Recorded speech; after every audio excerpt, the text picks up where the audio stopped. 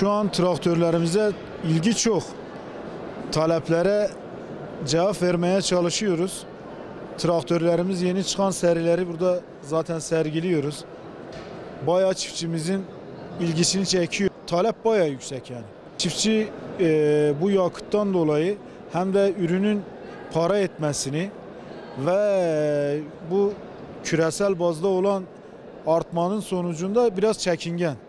Hem de şu anda fiyatlarda genelde bir tek bizde değil yani bütün firmalarda eskiye rağmen fiyatlar bayağı yükseldi.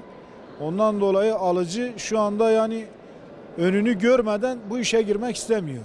Yani şu anda mazot dediğiniz petrol fiyatları, mazot biraz daha düşük olsa veyahut da ürün ekip biçtiği mesela buğdayı, arpası, otu biraz daha fazla para etse şu anda daha sıcak gelir ve daha çok talep olur.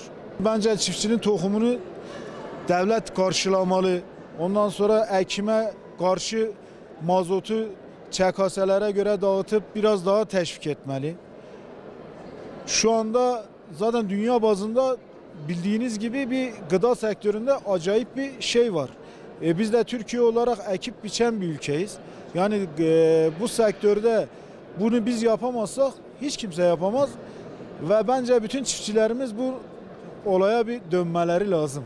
مقام دگیشکن یالانز موضوع با هم ترسن بر موضوع امنشنی ایشه که بخواه بکن فیات و دیاتور 103 میلیونه بهای آنگور رنگی وی بها نه آنگور و چنده نه کو بخاطنی بو توی آمیه از هستی میان تشت باش کتن و ترکیه ملت همه بشتن خباته که بکن بشتن بخواه ایشه که بکن عمله که بکن یالا به قرار هر رو موضوع آن ها بیا 25 یعنی امنشین عربی خواه گند خواه بین غذا خواه موضوع دکنه چنه مال خواه عربی همیان ها استوب کنه مال دانه از قربان آتا نه تمام بیجتن لنو بیجتن بیجتن چاندنه بکن آن ها کچ مثلا چی موضوع توجه دیاتور خواه کن ان از میلیونی پارت شد میلیونی از پسه دونم عرض را کرد انشیم